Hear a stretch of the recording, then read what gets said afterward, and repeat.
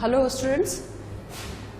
Till now we have discussed about the blood circulatory system, in which we have seen that blood is the medium which plays very important role in transportation of the substances, and this blood is circulated throughout the body with the help of, basically it is provided force, it is pumped by the by our heart which is present in the thoracic cavity. Now there is one another fluid which is very useful in transportation, and that fluid is known as the lymph or the tissue fluid, and it constitutes the another circulatory system or another transportation system in the human body, and that is known as the lymphatic circular system, right? Lymphatic circulatory system. So basically the medium, in case of lymphatic circulatory system, the medium is lymph or also known as tissue fluid. Tissue fluid, okay? lymph कैसे form होता है?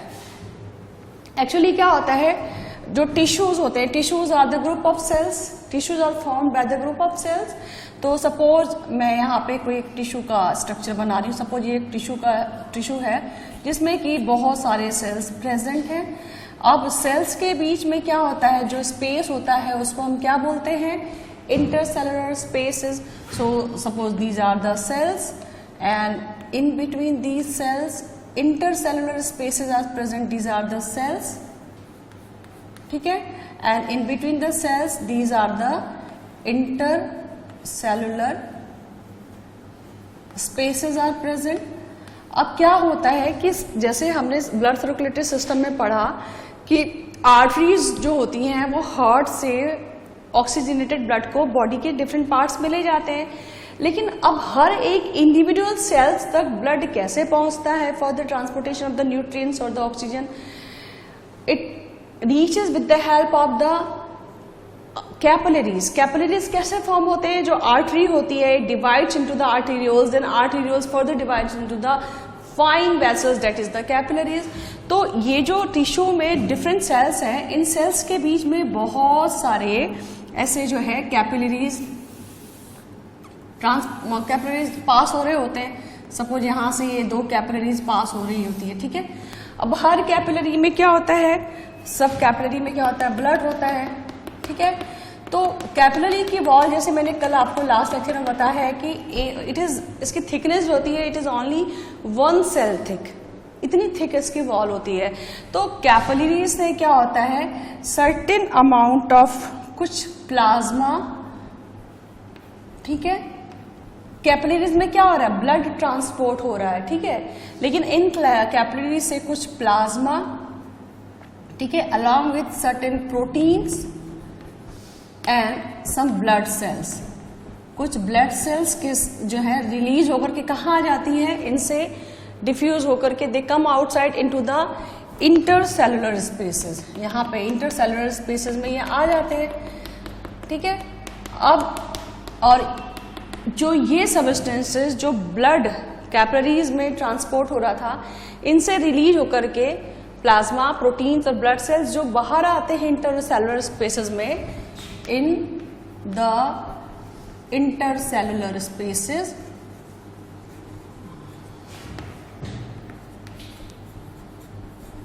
ठीक है, and they constitute the lymph. इन्हीं substances को which secretes from the walls of the capillaries into the intercellular spaces, they constitute lymph. और lymph को और क्या हम बोलते हैं, tissue fluid, ठीक है. lymph is similar to the blood plasma. lymph क्या होता है, it is similar to plasma, लेकिन इसमें जो है जो प्रोटीन का अमाउंट है it is comparatively lesser as compare to the plasma present in the bloods, right. So ये तो प्लाज्मा के सिमिलर होता है, but protein is lesser as compare to the plasma present in the blood. तो ये आप देख रहे हो कैसे लिम्फ फॉर्म हुआ. अब ये जो लिम्फ है ना, अब यहीं से ये लिम्फ क्या होगा, दे will drain into the lymph capillaries. अब ये लिम्फ क्या होंगे, अब यहाँ से नई लिम्फ कैपिलरीज फॉर्म होगी और ये लिम्फ किस में जाएंगे, लिम्फ कैपिलरीज में। तो here I am drawing the lymph capillaries with this blue colour. तो ये सब जगह क्या है, दिस आर द, अब हम इसको क्या कह सकते हैं कि इंटरसेलुलर स्पेसेस में ये क्या प्रेजेंट हैं, दे आर द लिम्फ और tissue fluid present in the intercellular spaces. अब ये lymph they will pour into the, they will drain into the lymph capillaries. तो अब यहां से फाइन लिम्फ कैपिलरीज आप देख रहे हो पार होगी, ट्राइवर्स ऐसे जा रही है। ब्लू कलर की जो मैंने कैपिलरीज बनाई हैं, these are the lymph capillaries. तो अब ये क्या होगा, this lymph, this will drain into the, now the lymph will drain into lymph capillaries. ठीक है, लिम्फ कैपिलरीज में ये हो गया, इसको हम लेबल कर देते हैं, दिस इज ब्लड कैपिलरी और दिस इज ब्लू कलर का जो है it is lymph capillary. Blue colour का मैंने बनाया है, इसका मतलब आप ये मत समझिएगा कि इसमें डीऑक्सीजनेटेड ब्लड पास हो रहा है, ट्रांसपोर्ट हो रहा है। I am showing this lymph capillary with this blue colour. Generally book में क्या होता है, वेन्स को या डीऑक्सीजनेटेड ब्लड को ब्लू कलर से डिनोट करते हैं, डिपिक्ट करते हैं। अब ये जो लिम्फ कैपिलरीज हैं, they will further drain themselves, they will open into the lymph vessels, slightly larger vessel. ठीक है, तो लिम्फ कैपिलरी से थोड़ा ज्यादा बड़ा वेसल क्या होगा, लिम्फ वेसल। तो अब यहां से हम ये देख सकते हैं कि बहुत सारे, मान लो ये लिम्फ कैपिलरी आ रही है, ठीक है, यहां से लिम्फ कैपिलरी आ रही है। तो this lymph capillaries they together they will drain into the a larger vessel, जिसको हम क्या कह सकते हैं, लिम्फ वेसल्स। तो now lymph capillaries, these lymph capillaries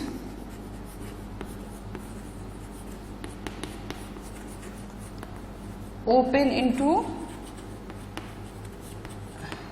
lymph vessels। अब ये lymph vessel में ओपन होगा, ठीक है। तो suppose this is lymph vessels। इसके बाद अब ये तो एक टिश्यू हो गया, इसके बाद मान लीजिए यहाँ पे कोई दूसरा टिश्यू है, तो उस टिश्यू से लिम्फ वेसल निकल रहा है। तो कई सारे लिम्फ वेसल निकल करके they will now open into the larger capillaries, that is the larger veins. तो यहाँ पे आप इमेजिन करो, यहाँ पे कोई टिश्यू है और यहाँ से जो है एक ये जो लिम्फ वेसल है, एक सपोज यहां से कोई लिम्फ वेसल आ रहा है, दूसरे टिश्यू, ये कोई दूसरा टिश्यू यहां पे आप इमेजिन करो, और they will open into a larger, comparatively larger veins. ठीक है, तो इस तरीके से कैसे लिम्फ कैसे ट्रांसपोर्ट होगा। लिम्फ पहले निकलेगा लिम्फ कैपिलरीज में, लिम्फ कैपिलरीज के बाद it will open into lymph vessel, later lymph vessels open into larger veins। ठीक है, so this is how the lymph is transported। ठीक है, so this is about the lymphatic circulatory system। now ये जो lymph है, they are basically they carry digested and absorbed fat from intestine। ठीक है, what is their function, they carries, अगर हम lymph का फंक्शन देखते हैं तो lymph they carries digested and absorbed fat from intestine. ठीक है, इंटेस्टाइन से ये कैरी करते हैं। एंड उसके अलावा they drains excess fluid from extra cellular fluid, extra cellular space in back into the blood. जो एक्स्ट्रा सेलुलर स्पेस में जो एक्सेस फ्लूइड रहेगा उसको they will drain back into the blood. तो सेकेंड फंक्शन क्या है, they will drain excess fluid from extracellular spaces back into the blood। ठीक है, जो एक्स्ट्रा सेलुलर स्पेसेस में एक्सेस फ्लूइड प्रेजेंट होगा उसको they will drain back into the blood. Another important function of lymph is to provide protection, ठीक है, through lymphocytes। ये जो है इनमें क्या होता है, लिम्फ में हम अभी लिम्फ का कंपोजिशन नहीं देख रहे हैं पूरा प्रॉपर, तो इसमें क्या होता है लिम्फ में मैंने बताया ब्लड सेल्स इसमें पास होते हैं, WBCs। हाँ, lymph is colourless. One very important feature of lymph is that they are colourless. तो इसमें जो ब्लड सेल्स हो रहे हैं वो WBCs होते हैं मेनली। तो इन WBCs में क्या होता है, लिम्फोसाइट्स होता है, और लिम्फोसाइट का काम क्या होता है, it provides protection against microbes, against the pathogen by producing the antibodies, right. So इसका थर्ड फंक्शन क्या होगा, provides protection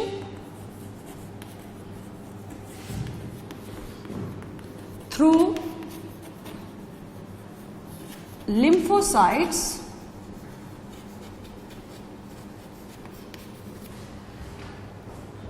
provides protection through lymphocytes against microbes by producing antibodies।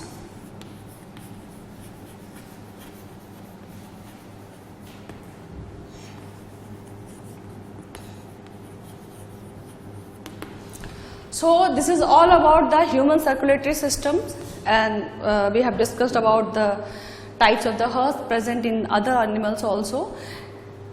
Next I will discuss the transportation in plants.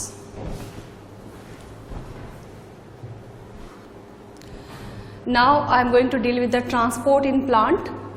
Earlier we have seen that how plants, they take up the water, they take up the carbon dioxide from the atmosphere and photosynthesize them to form the food in the chlorophyll containing compound.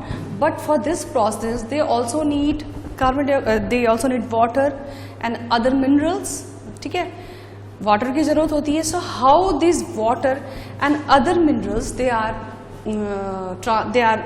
present, the plant gets from the environment.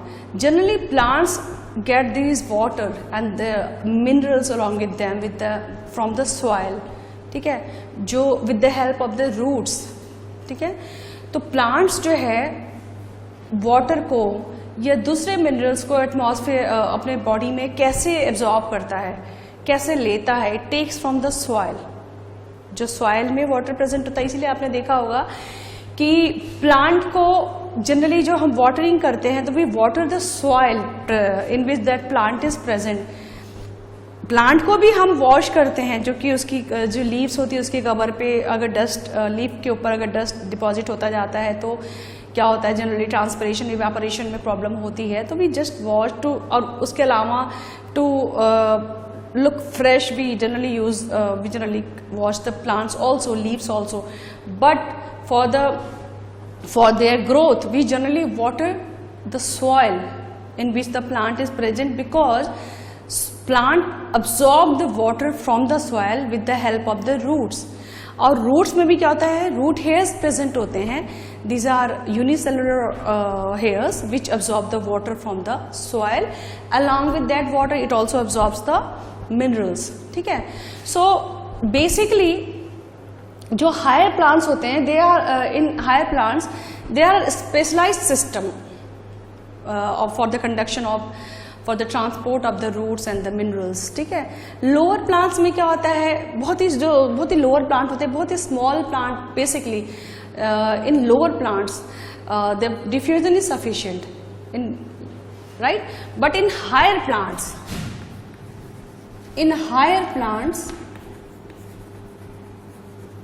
there are a specialized system. There is a specialized system for the transportation of the substances, for the transportation of water, for the transportation of food. So this specialized system is known as vascular system or the vascular tissues of the plant. तो इन specialized system को हम क्या बोलते हैं? Known as vascular system or vascular tissues of the plant. ठीक है, तो mainly अब हमें ये पता है कि प्लांट जो है फोटोसिंथेसिस परफॉर्म करने के लिए वाटर और मिनरल्स को एब्जॉर्ब करता है फ्रॉम द सॉइल, ठीक है, लेकिन इसके अलावा फोटोसिंथेसिस के बाद जो फूड बनता है, फोटोसिंथेसिस कहाँ परफॉर्म होती है? All the green parts of the plant, जहाँ क्लोरोफिल प्रेजेंट होता है. तो जहाँ क्लोरोफिल जहाँ हर जगह तो प्रेजेंट नहीं है, ठीक है, लीव्स में जनरली प्रेजेंट होता है या कुछ एकदम नए जो स्टेम, नए छोटे छोटे ब्रांचेस फॉर्म होती हैं उनमें क्लोरोफिल रहता है, but mainly food is formed in the synthesised in the leaves. तो लीव, लेकिन प्लांट के तो हर पार्ट को फूड की जरूरत होती है, तो इसका मतलब जो फूड सिंथेसाइज हो रहा है उसका ट्रांसपोर्टेशन भी, उसकी ट्रांसपोर्टेशन की भी जरूरत होती है. और फूड की ट्रांसपोर्टेशन को we use a particular term for the transportation of the food, we use the term translocation. तो इसका मतलब आप देख रहे हो कि वाटर भी ट्रांसपोर्टेशन हो रहा है, का भी ट्रांसपोर्टेशन हो रहा है और फूड को भी ट्रांसपोर्ट करना है from the leaves to the other parts of the body to perform their function as well as for the storage. अगर फूड ज्यादा है तो उसको स्टोर करना होता है, राइट? सो इन दोनों फंक्शन के लिए, for the transportation of the water and minerals and for the translocation of food, there are two specialized tissues are present which constitute the vascular system or the vascular tissues of the plant, and they are known as the xylem and the phloem. कौन से दो specialized tissues होते हैं? Xylem tissue and phloem tissues. They constitute the complex tissue system of the plant, right? अब ये xylem tissue जो generally xylem tissue जो होता है, they are made up of, आप यहाँ पे टिश्यूज लिख सकते हो, they are made up of 4 type of the cells: tracheids, vessels, xylem parenchyma and xylem fibres, और जाइलम स्क्लेरेन्काइमा, जाइलम फाइबर्स और जाइलम स्क्लेरेन्काइमा. ठीक है, क्योंकि ये स्क्लेरेन्काइमेटस सेल से बना होता है. इसी तरीके से जो फ्लोएम टिश्यू होते हैं, they are also made up of 4 types of the cells: sieve tubes, companion sales,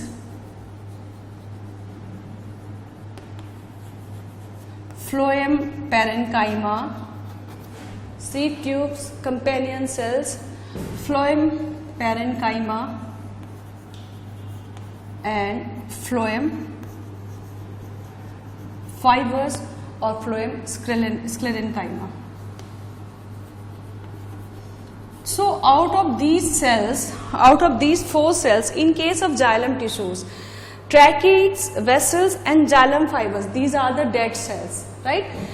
Originally they are not dead, they are not the dead cells. Originally they are living cells, but after some time their nucleus degenerates and there will be the deposition of the lignin, due to which they become dead. So tracheids, they are the dead cells. Vessels, they are the dead cells. Only the xylem parenchyma is the living cell in case of the xylem tissue, and this xylem sclerenchyma, it is also dead cell. But in case of phloem tissue, seed tubes, they are living. Companion cells, they are living cells. Phloem parenchyma, they are living cells, and only it is phloem sclerenchyma which is dead cells. So in case of xylem tissue, it is generally xylems, they are responsible for the transport of water, transport of water and minerals, whereas phloem जो है it is responsible for the translocation of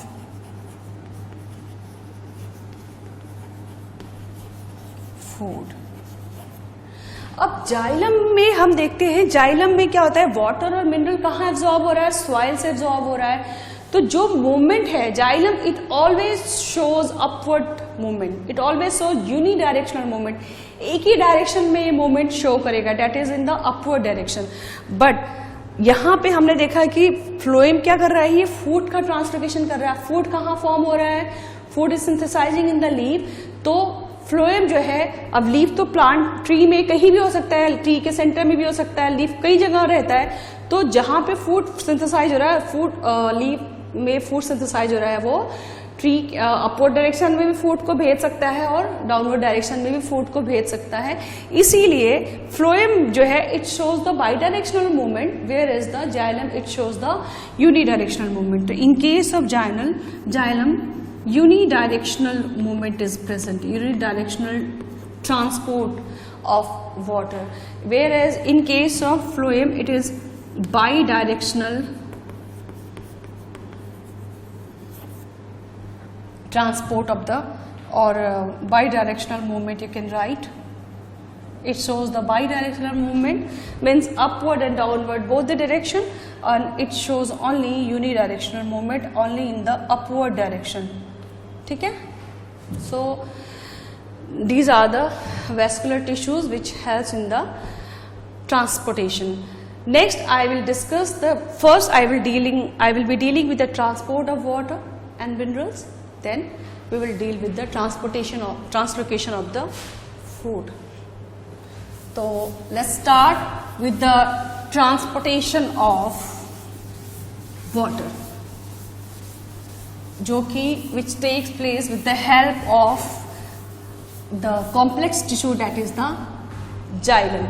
So let's start with the transport of water. अब मैंने बताया जैसे कि जो soil होता है ना, it is rich in water as well as it is rich in many minerals like nitrogen, phosphorus and other minerals. So and they are present in the ionized form. तो जो root होता है ना, it absorbs the minerals in the ionized form along with the water. Let's see how this absorb. तो पहले एक structure मैं बताती हूँ आपको कि बेसिकली क्या होता है ना, जो प्लांट होता है, प्लांट में जो जाइलम के मैंने बताया 4 सेल्स होते हैं, वेसल्स हैं, ट्रैकिड्स हैं. तो बेसिकली जो ट्रांसपोर्टेशन में इन 4 सेल्स में से 2 सेल्स जो होते हैं which plays role in the transportation, and these 2 cells are tracheids and the vessels. तो जाइलम में जो है, in case of xylem, tracheids and vessels, they helps in the transport of water mainly कौन ये करते हैं, ट्रांसपोर्टेशन में role play करते हैं जाइलम के ट्रैकिड्स और वेसल्स. अब क्या होता है, जो रूट है, स्टेम है और लीफ है, इन सब जगहों पे जाइलम, इन सब के जो जाइलम के ट्रैकिड्स और वेसल्स है, ये आपस में इंटरकनेक्टेड रहते हैं and they form a continuous system of water conducting channel. ठीक है, ये आप ध्यान देना कि the xylem, vessels and tracheids of roots, then stems and then leaves, they are interconnected. ठीक है, and they form a continuous channel, continuous system of water conducting channel. So this is very important point, write it down please. So that xylem, vessels and tracheids of roots, stems and leaves are interconnected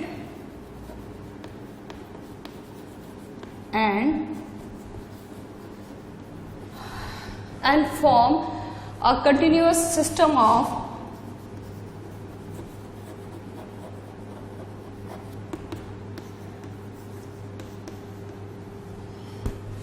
water conducting channel.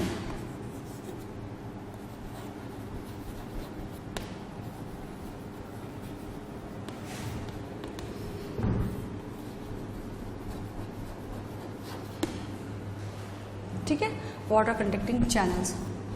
एक figure से मैं दिखाती हूँ पहले आपको कि ये है, सपोज पहले मैं रूट में दिखा रही हूँ कि रूट का क्या होता है। अगर रूट का ट्रांसवर्स सेक्शन आपने एनाटॉमी में देखा होगा कि जो एपिडर्मल सेल्स होते हैं रूट की, वो उसकी जो आउटर मोस्ट वॉल होती है, it projects outside and it forms the root hair. ठीक है, लाइक दिस, ये हो गया epidermal cell, it projects outside and forms the root hair. So this is epidermis.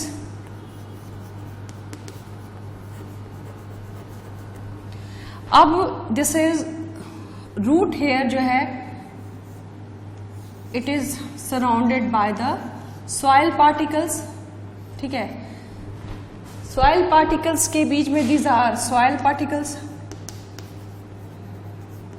Soil particles के चारों ओर क्या होता है, thin film of water is present. Soil particle के चारों ओर there is a thin film of water present. This is the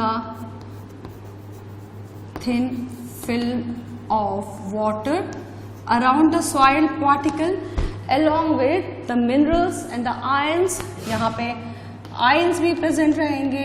ठीक है, ions, minerals in the ionised form. अब ये है एपिडर्मिस। एपिडर्मिस के नीचे क्या होता है, कॉर्टेक्स होता है। तो there are few layers of cortex. Suppose this is the cortical layer, this is the cortical layer. ठीक है, अब कॉर्टेक्स के बाद क्या होता है, एंडोडर्मिस होती है। तो now this is the endodermis here. Endodermis जो है, इट इज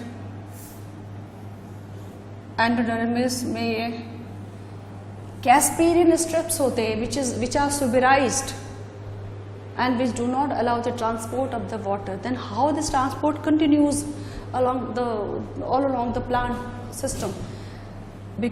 वाटर क्या होता है ना, दो तरीके से मूवमेंट शो करता है, apoplastic and symplastic movement. Apoplastic movement क्या होता है कि जो नॉन लिविंग पार्ट होते हैं सेल्स के, वाटर जब उनके थ्रू पास होगा तो वो एपोप्लास्टिक मूवमेंट हो गया। और जब लिविंग पार्ट यानी कि जब साइटोप्लाज्म के थ्रू पास होगा, जब इनके थ्रू पास हो रहा है, ये जो आप देख रहे हो ना, सेल मेम्ब्रेन, सेल वॉल के थ्रू जब पास होगा और इंटरसेलुलर स्पेसेस के थ्रू जब पास होता है, तो वो एपोप्लास्टिक मूवमेंट कहा जाता है। और सिम्प्लास्टिक मूवमेंट क्या होता है, जब वाटर लिविंग कॉन्स्टिट्यूएंट सेल्स के लिविंग कंपोनेंट के थ्रू पास होता है, यानी कि साइटोप्लाज्म के थ्रू पास होगा, यहां से पास होगा और सेल मेम्ब्रेन को क्रॉस करेगा, तब इसको क्या बोलेंगे हम, सिम्प्लास्टिक मूवमेंट।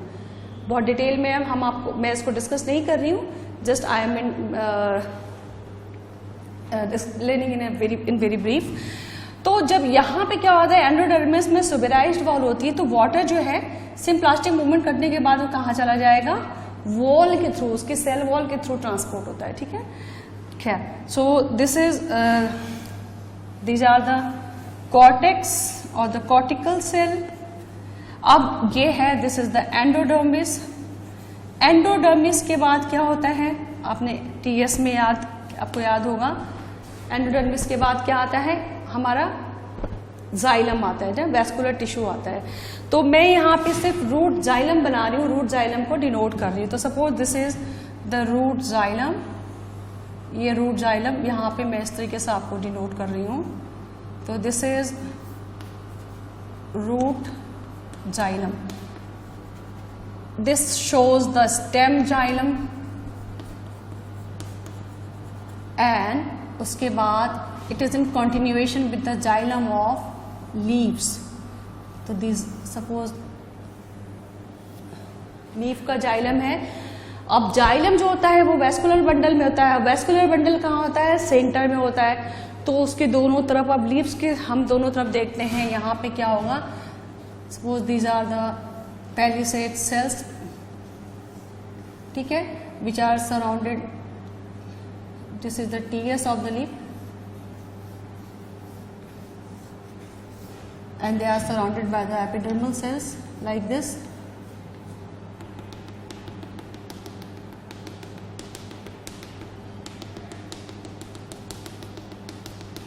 ठीक है, नीचे here you can see this, the spongy cells are present, और इसके बाद ये एपिडर्मिस है, एपिडर्मिस में यहाँ पे स्टोमा प्रेजेंट है,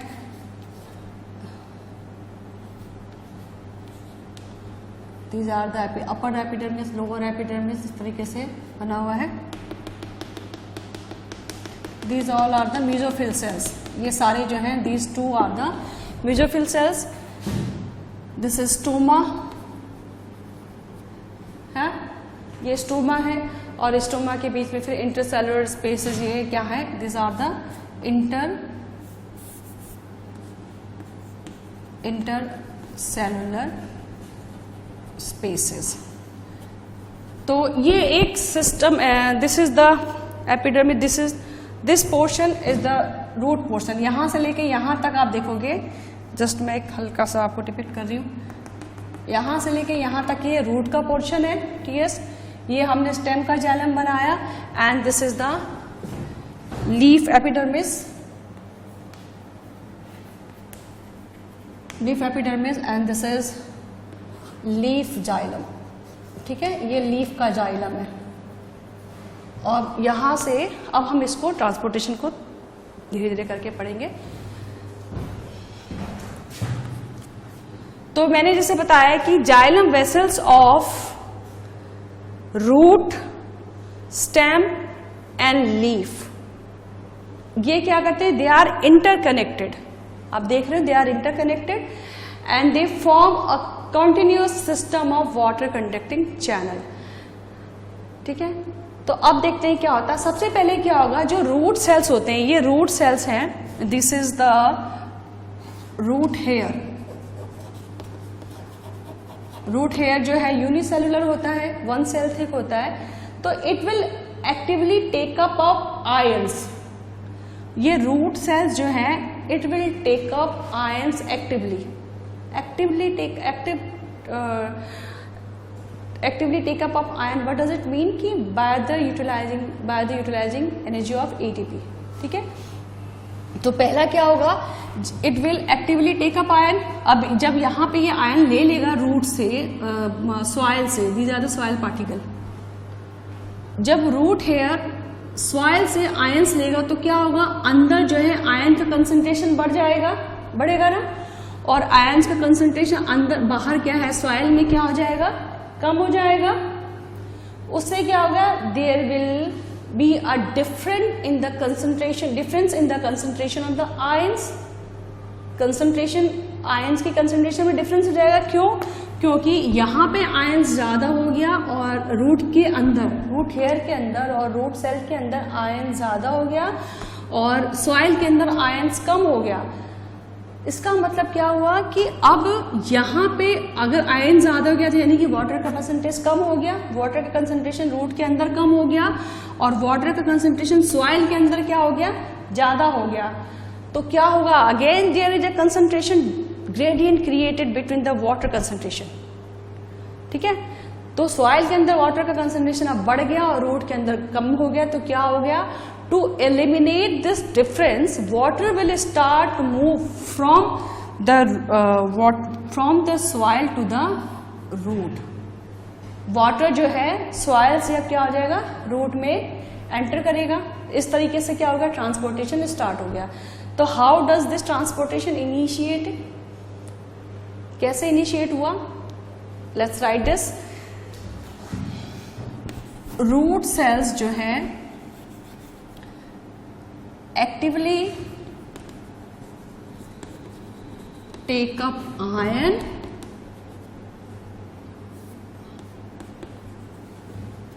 ठीक है, तो टेक अप आयंस, तो उससे क्या होगा, concentration of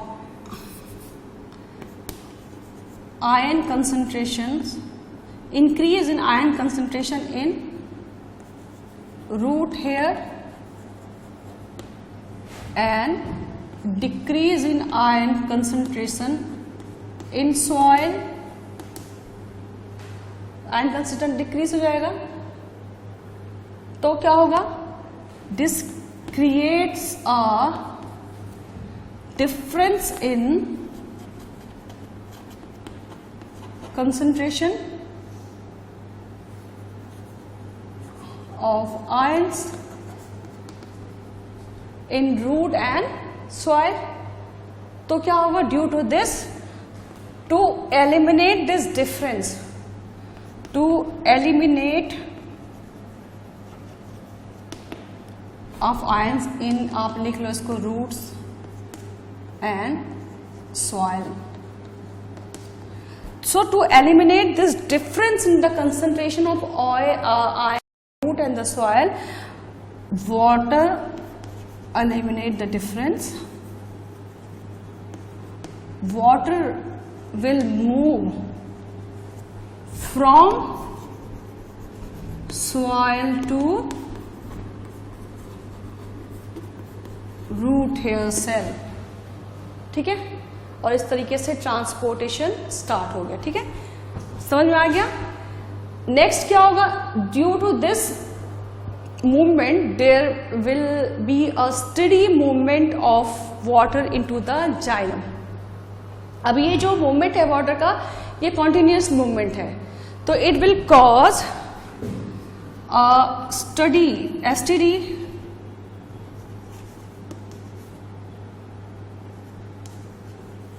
movement of water in X for xylem. ठीक है, in xylem, and which creates a column of water. ठीक है, in xylem, which creates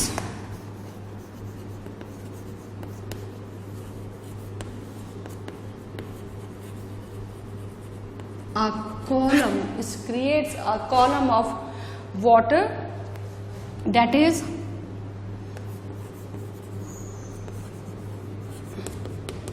steadily pushed upwards.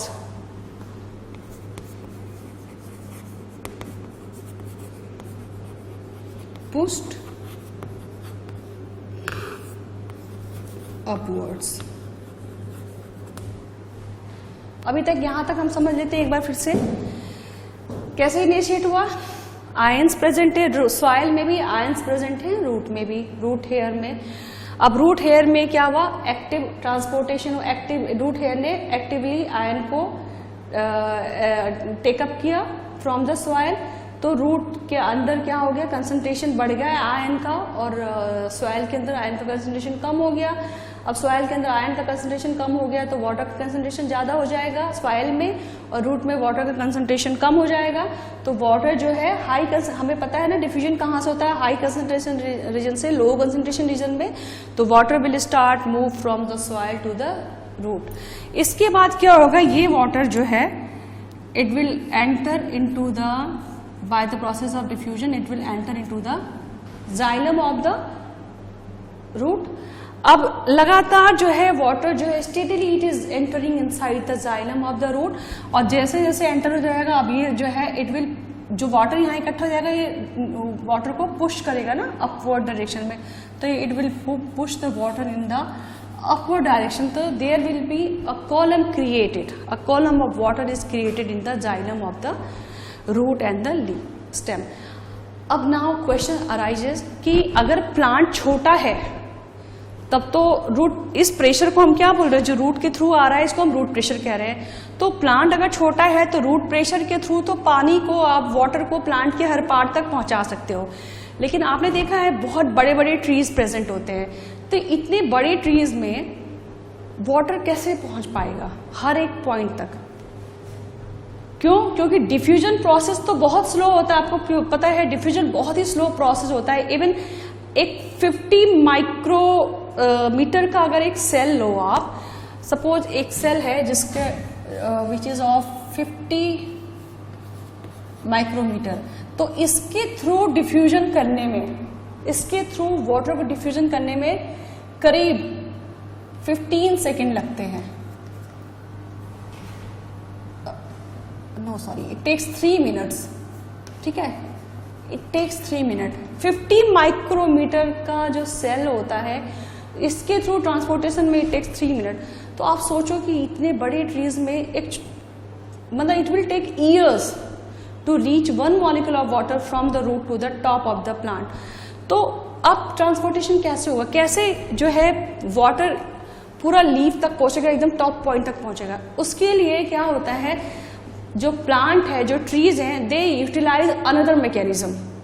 एक मैकेनिज्म तो हमने ये देख लिया कैसे वाटर एंटर हुआ. अब now the tree will utilize another mechanism for the plant, for the water to reach each and every part of the plant, for the water to reach in each and every part of the tree, and that mechanism is the transpiration pull mechanism, or which is also known as the transpiration pull theory. ठीक है, transpiration को utilize करता है plant to create, to pull the water, to reach the water to each and every part of the tree. So another mechanism is, ये तो हो गया, आपने देखा कैसे वाटर एंटर किया. नेक्स्ट क्या होगा, water will utilize another, tree will utilize, tree will utilize another mechanism.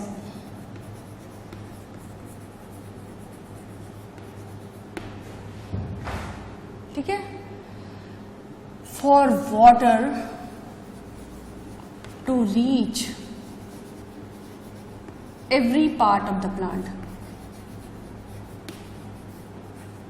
and that mechanism is transpiration. So what is transpiration? Transpiration is basically the loss of water through the stomata present in leaves. Transpiration cuticle के through भी होता है. Transpiration occurs through the lenticels also. So what is transpiration? Transpiration, it is the loss of water from leaves through stomata. ठीक है, और transpiration is also of another type, lenticular transpiration, cuticular transpiration. तो अब हम देखते हैं पहले, इसके बाद हम टाइप्स ऑफ, चलो अभी हम पहले टाइप्स ऑफ देख लेते हैं. तो transpiration are of 3 types mainly: stomatal transpiration, cuticular transpiration and lenticular transpiration. Stomata transpiration जो स्टोमेटा के थ्रू होता है, एंड अराउंड 80 to 90% जो ट्रांसपिरेशन होता है it occurs by the stomata. Cuticular transpiration it occurs with the help of it occurs through the cuticle, and around 8 to 9% of the transpiration occurs with the help of the cuticle. And the lenticels के through जो transpiration होता है it is 0.1 to 1%. ठीक है, which occurs through the lenticels. तो अब हम देखते हैं ट्रांसपिरेशन कैसे हेल्प करता है ट्रांसपोर्टेशन में. यहां तक मान लो पानी पहुंचा, अब टॉप पॉइंट तक, लीफ को एकदम टॉप, ट्री के टॉप पोजीशन में है, तो वहां क्या होगा कि जो लीफ का स्टोमेटा होता है ना जी, ये स्टोमेटा है लीफ में, तो इसके थ्रू क्या हो रहा है, जो वाटर है ना इट विल इवेपोरेट. स्टोमेटा यहां से इवेपोरेट, यहां से जो है वाटर इवेपोरेट हो रहा है. कैसे? क्योंकि जो एक्सटर्नल एनवायरनमेंट है, एक्सटर्नल एनवायरनमेंट में temperature is comparatively higher as compare to the temperature present in the tree. उसके अलावा कभी कभी विंड वेलोसिटी, ये सारे sunlight, they all affect the transpiration. तो due to certain external environmental factors the water is evaporating through these pores present in the leaves. अब अगर water यहां से, ये इंटरसेलुलर स्पेस है, यहां से वाटर बाहर आ गया ना, तो क्या होगा, यहां पे वाटर कम हो जाएगा, इस जगह पे वाटर कम हो गया, ठीक है। अब ये हमारे हर लिविंग सेल की टेंडेंसी होती है कि जब कोई चीज कम हो जाता है तो वो अपने आसपास के एरिया से उसको खींचता है, ठीक है। तो अब क्या हो रहा है, यहाँ पे वाटर जब डेफिशिएंट हो जाएगा तो दिस इंटरसेलुलर स्पेस यहाँ पे कम हो गया, और जो ये सेल्स प्रेजेंट है ना, ये बेसोफिल सेल्स हैं, इनमें वाटर प्रेजेंट है, तो यहाँ पे वाटर ज्यादा हो गया, यहाँ पे वाटर कम हो गया, तो फिर क्या होगा, there will be a difference in the concentration of the water, concentration gradient form हो जाएगा। और क्या होगा, to fulfil, to eliminate this difference in the water concentration, water will start to move from here to here, from mesophyll cells to the intercellular spaces, ठीक है। अब यहाँ पे वाटर यहां से यहां गया तो यहाँ वाटर का कंसंट्रेशन कम हो गया, तो अब ये सेल जो है, it will take water from this cell, this mesophyll cell which is nearest to the xylem vessel.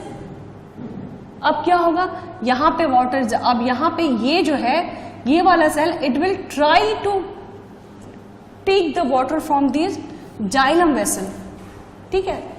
तो इससे क्या हो गया, there it will create a suction pressure, suction pressure create करेगा, and this suction pressure will help in pulling the water in upward direction.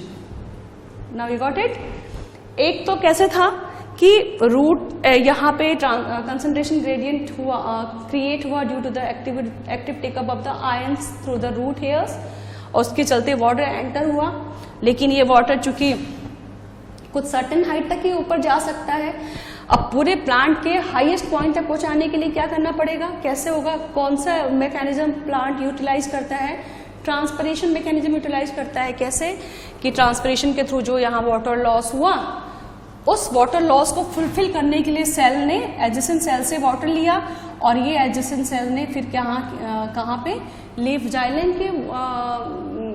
Xylem से water इस cell ने पुल किया, तो इसके चलते it causes a suction pressure, and this suction pressure, it creates the transpiration pull। Transpiration pull मतलब transpiration के process के थ्रू जो वाटर को पुल किया। अब इस सक्शन प्रेशर के चलते water is pulling in upward direction, water upward direction में आ गया, इस तरीके से water will reach to each and every part of the plant. This is how the transportation of water takes place in the plants. So this transpiration क्या होता है, this transpiration it created suction, ठीक है, upward direction of this loss of water, it created a suction pressure, and which helps in the, which causes the transpiration pull। अब आप ये सोचते होंगे कि जब ये ट्रांसपोर्टेशन पुल क्रिएट हो रहा है तो ये why there is not any breakage in the water column, water column में ब्रेकेज क्यों नहीं होता। तो बेसिकली यहाँ पे दो तरीके के फोर्स काम करते हैं, cohesive force and adhesive force. Cohesive transpiration pull में there are two main forces which works, one is cohesive force and the another is adhesive force. Cohesive force, it occurs among the water molecules,